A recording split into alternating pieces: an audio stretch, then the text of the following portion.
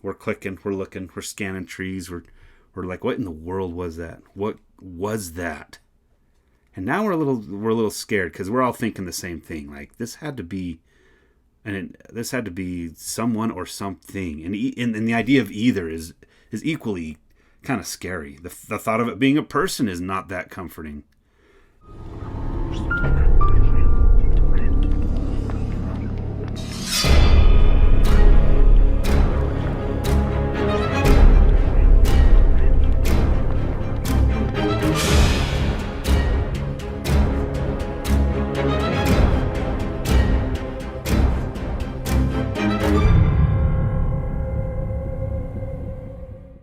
Hey there, readers, writers, and all around book lovers. Welcome to another exciting and entertaining episode of The Writing Lair. My name is Brady Longmore. I'm an indie author, independently published author. I currently have 4 books out right now, working on book number 5, hoping to publish it soon.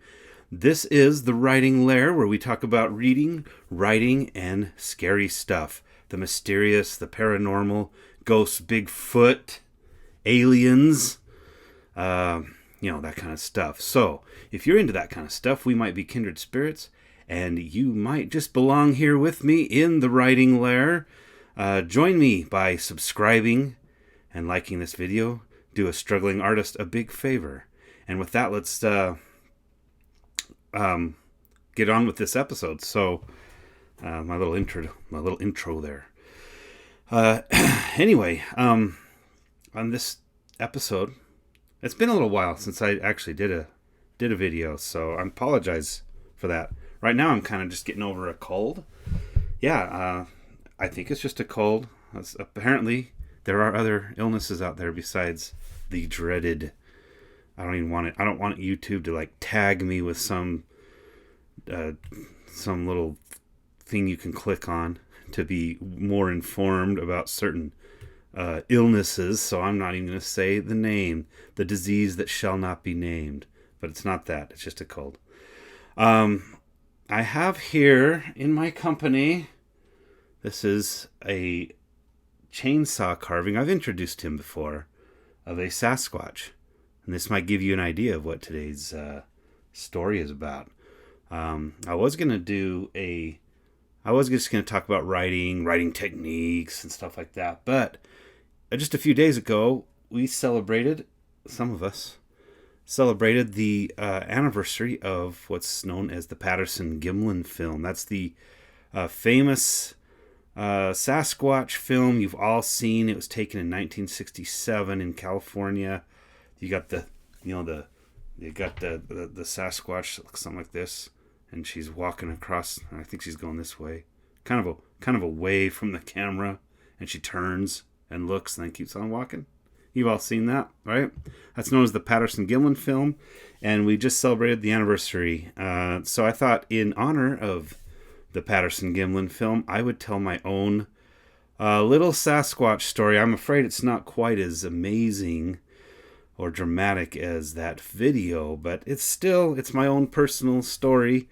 I had what I guess you would call it. They have Class A, Class B, Class C. They classify the encounters by degree of seriousness. I think basically a Class A, maybe it's Class A, is an actual sighting where you lay eyes on the creature, and a Class B, I think, is hearing it or smelling it.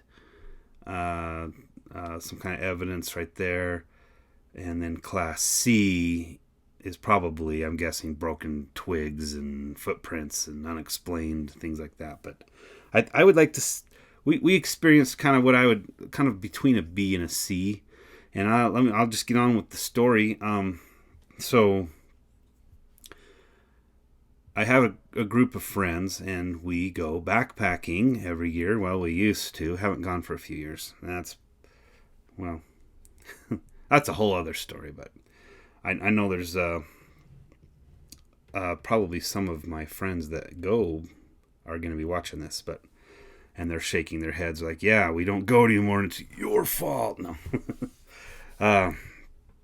anyway, we go backpacking, and we used to go every year. I think we went like 15 or 16 years in a row without missing once. So pretty good streak there. And our group varies in size from 2 to like, I think we had 9 of us one year, which was a little insane. But this one year, it's a few years ago, we went up to this area, and this area is in the it's called the White Cloud Mountains, and it's in kind of central Idaho, and it's very remote, very rugged wilderness. This is, for those of you who don't know, Idaho. Sorry, I'm reaching. I think I'll tilt this down a little bit. I got a little more head space here that I need. For those who don't know, Idaho is mostly mountains. And we have the central part of the state is all this huge wilderness area called the Frank Church Wilderness. And when I say wilderness, that means no roads, no towns, no development is allowed. And it's the largest protected wilderness in the United States outside of Alaska. So it's this huge roadless, undeveloped, protected area, and I can't remember how many million acres or whatever it is, but anyway, sorry, I do have a cold, so there's gonna be some sniffing and stuff like that. Just bear with me, but I was like, I gotta do an episode. So this lake, we plan on going up to this lake and in this area, and it's a 7 to 8 miles of hiking to get to this lake, and it's not easy. It's I think the lake itself was at 9,500 feet above sea level, and so you're picking up a lot of elevation, and you got to be in you got to be in better shape than I am now. I was in better shape at the time, but heavy backpack. We're going to go up there and stay for 3 or 4 days at this lake. And we backpack into this up in the White Clouds. I can't remember. It's the name of the lake is I think it's called Island Lake. Well, there's 2 lakes up there, and I can't remember which one we were at, Island or Walker.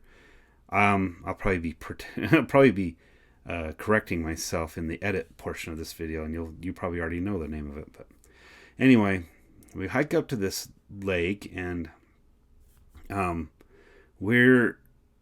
think it was our first night. No, it was the second night we were there, because we like to go in the fall when there's less people. School has started.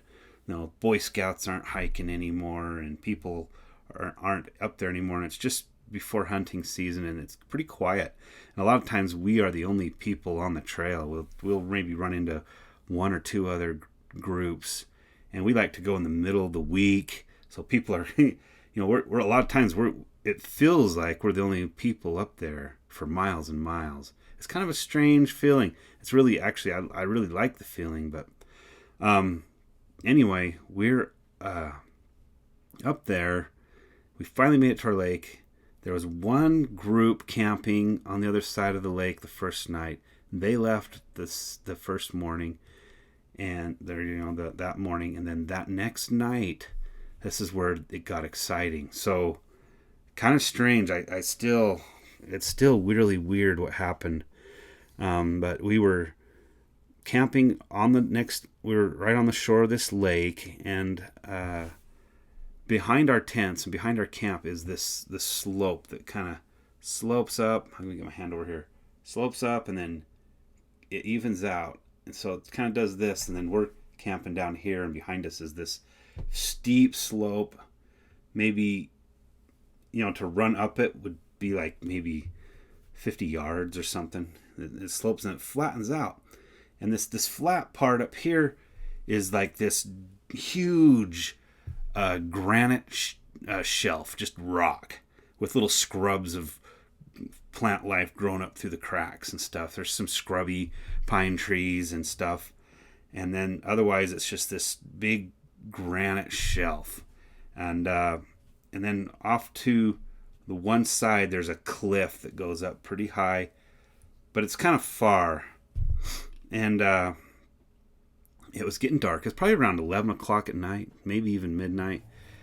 We like to stay up late so that, because camping out, it gets cold, and if you stay up late, then you sleep better because you're more tired. I don't know if that makes sense, but you stay up late, and we like to tell stories, ghost stories, and stuff, and we're just have this nice fire going, and we're standing around, and there's like probably 4 or 5 of us. I'm trying to remember how many went that year.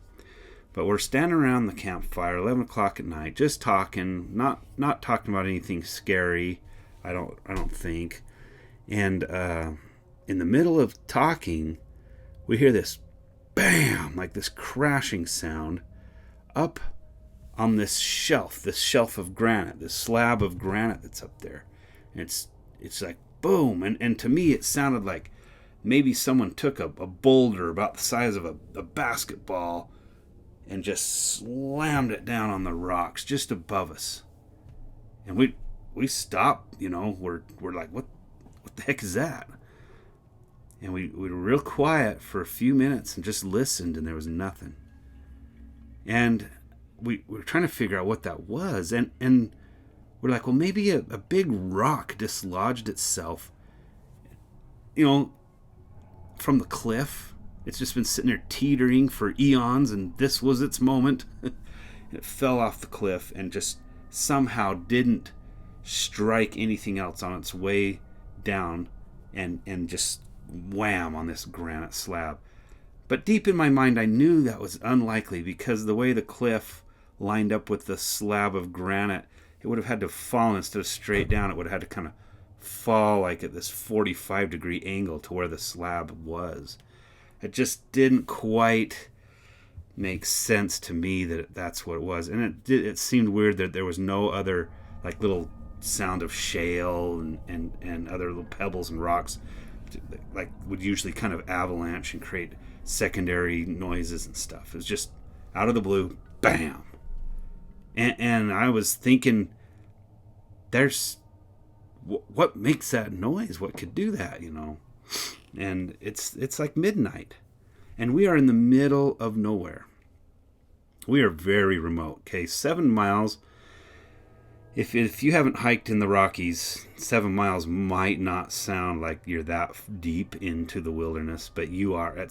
When you're in the Rocky Mountains at 11, 12 o'clock at night, and you're 7 miles from the nearest road, you're in pretty deep. You're in very isolated.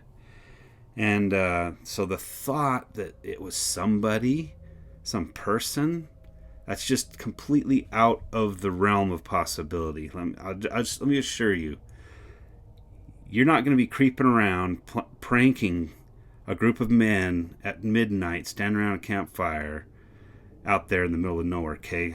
This is Idaho, okay? This is where people walk around armed, okay? You'd be very stupid, very foolish to be doing something like that. And even if people weren't armed, it's cold, it's pitch black, it's in the middle of nowhere. It just makes no sense that it would be a human being doing something like that. Anyway, it was just this crash of this boulder, and we listened for a while, and there was nothing, it didn't repeat itself, and we just thought, what are you going to do? I guess we move on with our lives. So we went back to talking, and we're back to talking about whatever, and we forgot about it, and a few minutes go by, and it happened again. Bam! This crashing sound, identical to the first one. And this, now we're a little bit concerned. The first time was, explain it as this or that or whatever it could be. A rock fell off a cliff. But a second occurrence, that to me, I was like, okay, this is an intelligent, some kind of intelligence is behind this. Someone or something is messing with us. And like I just explained, the idea of it being another human being just seems completely out of the question. And we're a little nervous now. Flashlights are coming on. This one guy in our group, Joe, And Joe, if you're watching this, this is all in good fun. But Joe is always clicking the flashlight on and checking the trees every time we're out. He's like on Stand By Me, the kid with the gun behind the tree. Every sound. Well, Joe's that with the flashlight. So now the flashlights, and it's not just Joe, it's all of us. We're clicking, we're looking, we're scanning trees. We're like, what in the world was that? What was that? And now we're a little scared because we're all thinking the same thing. Like this had to be someone or something. And the idea of either is equally kind of scary. The thought of it being a person is not that comforting. So and I'm starting to think this sounds like someone threw something, or that's the picture I had in my mind, is a boulder over the head, bam. And I'm like, well, what does that? What can do that? What can throw? So I'm starting to think, Anyway, we try to move on, try to move past it, and we start talking and getting, whatever, ignore it. And that frickin' happened a third time. Again, bam. And it's almost like whatever it was intentionally waiting for us to calm down, forget about it, and then it would do it again. Bam. And this third time, this was the last straw. We look at each other and we're like, what is going? Everyone's very on edge now. And I think it was me. I said something like, all right, there's 4 or 5 of us here. That we need to go up there and confront whoever or whatever this is, because I'm not going to sit here all night and let myself be terrorized by some whatever it is. So let's go. We all have guns. We'll have flashlights. And I said something silly like, We are the dominant species of the planet. Let's go and check this out. We're not going to be terrorized. So we did. We all pulled out guns and safely, always practicing the correct firearm safety rules. And we went out and we started running up we came around the side. We didn't go straight up the incline because it's too steep, and in the dark it would have been really, really hard. So we went around and came around from behind, and we got up onto that slab of granite, and we moved quick. We got up there and we scanned. We had flashlights and we were looking, and we weren't running around with guns like this. Okay, guns were holstered, but we had flashlights, maybe hands-on guns, and we're looking, and we walked around and we searched that whole slab. And there was nothing. And we came back down to camp, and that was the last time. It didn't, we kept listening for it, and it didn't happen anymore the rest of the night. That was it. So whatever we did, us running up onto that slab, whatever it was doing that, I guess it was the right thing to do, because it didn't continue doing, interrupting us by slamming boulders on the rock. So we talked about it for a long time. We bring it up once in a while. We wonder what that was. I can't think of an explanation myself. I like to I indulge myself by saying, hey, maybe there have been some Bigfoot Sasquatch sightings in that area, and we're in the middle of nowhere. We're in places where that stuff is supposed to happen. So it was pretty scary. It might not sound scary now, but when you're out there on a moonless night in the middle of the Idaho Rockies and completely isolated from anything, there's no cell phone signal up there. Something happens, you're facing a 7-mile hike out. Anyway, recently, I was telling this story to a coworker, and he said that it might have been 2 bighorn sheep. Boom. Squaring off somewhere nearby. And he said that's what it sounds like. My only... And I like that explanation, and I hate to like be the I hate to just rain on it, because it maybe that's what it was, but I do have to say I've never seen it live, so I wouldn't recognize the sound if I heard it. But I've watched enough TV. If they were running towards each other, we would have heard. I just think we would have heard scrabbling, hooves scrabbling on rock. I know they don't always run together. Sometimes they posture up against each other, and then they go up on their hind legs and wham. So I realize that. But that's a possibility. In fact, that's the only possibility. So I'm willing to accept bighorn sheep or Sasquatch. That's the only option, okay? You'll never convince me it was a person. So if it wasn't two bighorn, if it wasn't two rams squaring off in the middle of the night and making no other noise except for the colliding of their, colliding together, then what else? It's one of those mysteries and one of those things we'll never know. And so that's my big Sasquatch story, my personal experience, where I like to say, hey, maybe I had a Sasquatch Bigfoot experience, a Class B experience, but I don't know. Who does know? There's another one we had that was interesting too, but that's all I got time for tonight. I'm already 20 minutes into this, so hey guys, I took a couple weeks off. It's good to be back. Things are going good. I'm still writing, still getting that book out ready.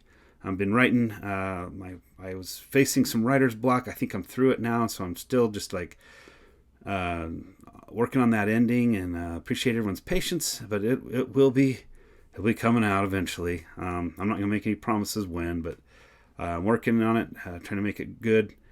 Trying to make it so it'll be a great read for everyone. But again, if you enjoyed this story and you enjoy this channel and you're enjoying this content, please do me a favor and make sure to like and subscribe the video. Like the video and subscribe to the channel and help out a struggling artist. And with that, I guess we'll be signing off for another episode. But until let's see, is that it? Oh yeah, that is it. Okay. Anyway, guys, thanks for all the support. Thanks for watching. And until we meet again, I wish you all happy reading.